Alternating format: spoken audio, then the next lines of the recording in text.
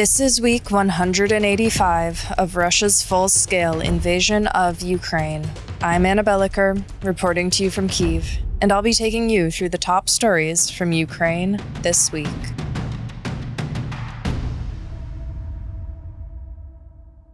It's been one of those weeks that feels a few months long.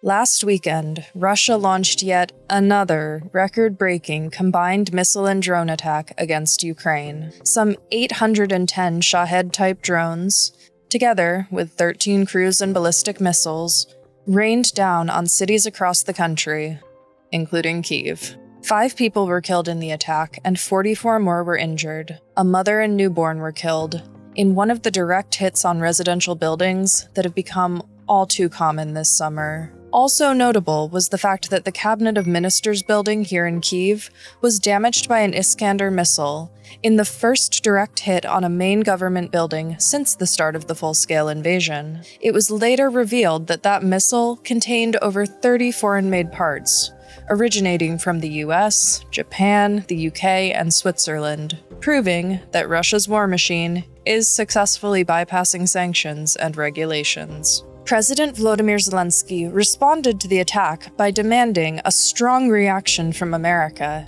insisting that mere words from allies would not suffice. He emphasized sanctions, trade restrictions, and greater long-range strike capabilities as essentials for making Moscow feel consequences. Zelensky and Western leaders alike condemned the strikes as direct proof that Russia holds contempt for the concept of peace. European Commission President Ursula von der Leyen said that the Kremlin was mocking diplomacy by striking government buildings and homes while stalling and muddying peace negotiations. Just 2 days later, on Tuesday, the village of Yarova in Donetsk Oblast was struck by a Russian airstrike in the middle of the day, timed during the moment when local pensioners and postal workers were gathering to receive payments. At least 25 people were killed and 18 injured. Among the dead were pensioners and employees of Ukraine's National Postal Service. Governor Vadim Filashkin called the attack pure terrorism,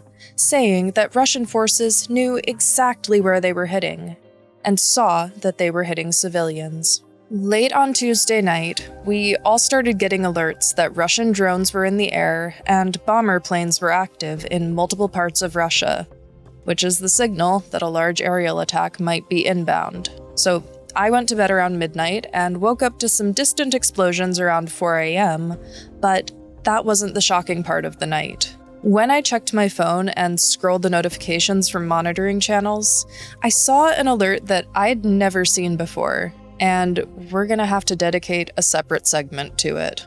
The Kyiv Independent is a reader-funded news outlet, meaning that shows like this are only made possible by viewers like you. If you'd like to join our community of more than 20,000 members, there'll be a link to that membership page in the description below. I'd also like to thank everyone who donates directly via YouTube.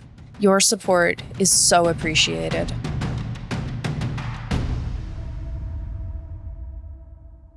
So, as I said, there was a notification from monitoring channels in the early hours of Wednesday that I'd never seen before in years of air raid alerts. 7 drones had entered Poland and were heading in the direction of Lublin. Throughout the night, while Russia battered Ukraine with drones, Polish radar and air defense systems recorded 19 violations of its airspace, with several drones shot down by Poland and NATO allies. This is not the first time that Russian drones have entered the airspace of a NATO country, but this is the first time that the alliance has directly engaged Russia on home soil since the start of the full-scale invasion of Ukraine.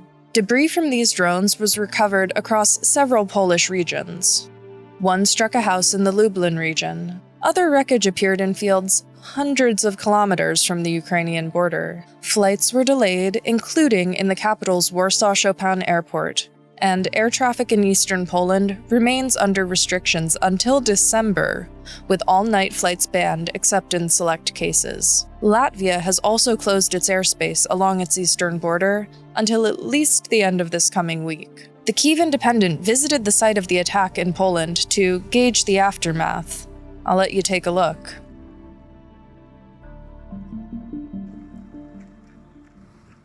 Ja usłyszałam warkot, że nisko lata gdzieś tam samolot tutaj i to był warkot tego samolotu, jakby się kręcił i raptem wybuch. Ja zerwałam się, podeszłam do okna i wyszłam na balkon. Nogi miałam jak z waty i jak odwróciłam głowę w tą stronę, to zobaczyłam, że właśnie u sąsiadów nie ma dachu, tylko stoją dwa kominy. Szybko się ubrałam i przyszłam tu, bo wiedziałam, że możliwe, że i u mnie coś się stało. Teraz to już ja się nie czuję bezpieczna, a najgorzej, że tu nie ma gdzie się ukryć.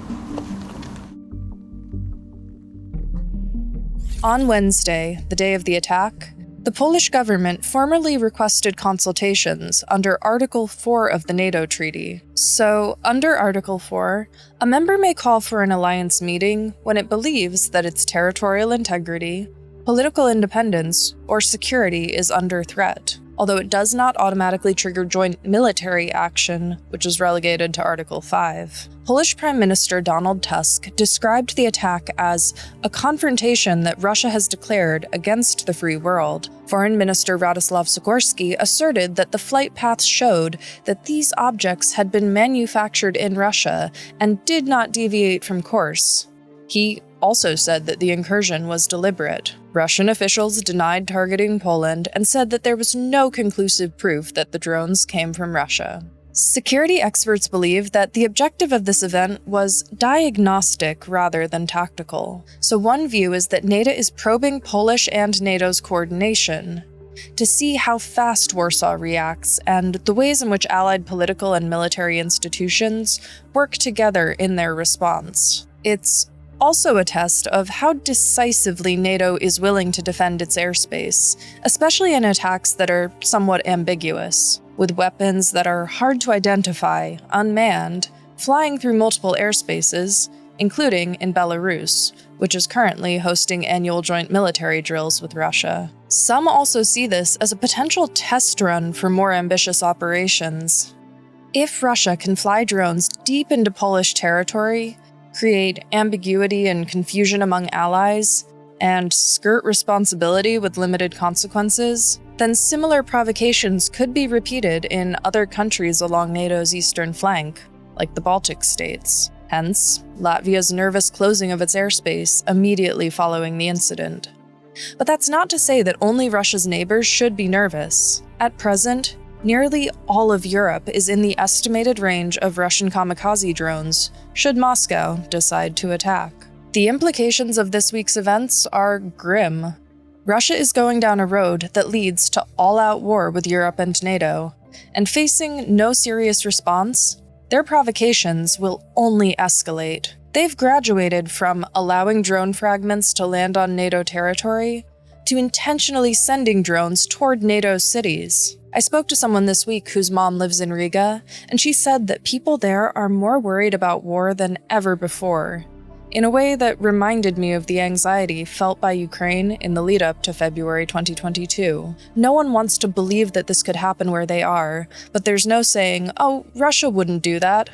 Yes, they absolutely would. Russia can't be shamed or bartered with.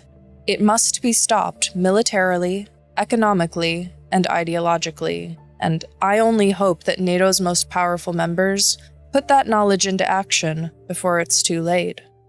If you're looking to understand Ukraine beyond the headlines, we're in the middle of our second season of Dare to Ukraine, our wartime travel show. This time around, my colleague Masha spent a whole month in a Ukrainian village, where she dives into daily chores, new neighbors, and all of the chaos, charm, and curveballs of village life. It's raw, real, and occasionally ridiculous, and gives you a side of Ukraine you usually don't get to see amidst the terrors of war. Dare to Ukraine can be found here on our YouTube channel, with new episodes every Saturday.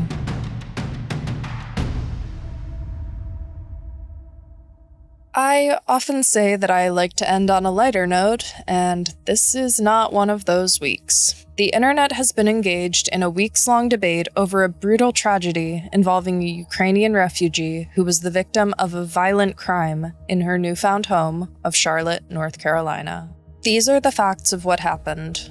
23-year-old Irina Zarutska, a Ukrainian refugee who had relocated to the US to escape Russia's invasion, boarded a public bus in Charlotte on August 22nd. She was accosted and stabbed by a stranger and died of her wounds shortly thereafter. The suspect had a history of both mental illness and violent crime and has been charged with first-degree murder. Security footage from the bus, which has circulated widely online, leaves little room to dispute that this was a completely unprovoked and horrific attack. Before I go any further, I want to reiterate that point. Zarutska was an innocent victim, and her death is a horrific tragedy, made even more painful by the fact that she ended up on that bus because she'd fled a war zone. There's no conspiracy or debate about that. However, her death has been used as a talking point by leaders and influencers whose rhetoric has, historically, discriminated against immigrants like Zarutska. The outrage over Zarutska's death is entirely justified, but the way it's being applied is hypocritical and paves the way for authoritarian legislation that discriminates against minorities. Figures who have spread conspiracy theories about Russia's war and called for halting funding to Ukraine have rallied around Zarutska's death as a justification for wide condemnation of Black Americans and the granting of further power to law enforcement as President Donald Trump continues to deploy the National Guard to American cities. When speaking about Zarutska this week, Trump declared that we won't have a country if authorities don't deal with crime, contradicting the fact that he's long attributed crime to immigrants and implemented policies that discriminate against non-citizens, including Ukrainian refugees. Since Trump's re-election, there's been a huge crackdown on migrants, with dubious legal and humanitarian processes that have thrown into question the future of many Ukrainian refugees in the United States. In March, a Ukrainian man who was legally residing in the US died in custody at a Florida detention center, a death that got little attention and even less sympathy from the people currently exploiting Zarutska's murder.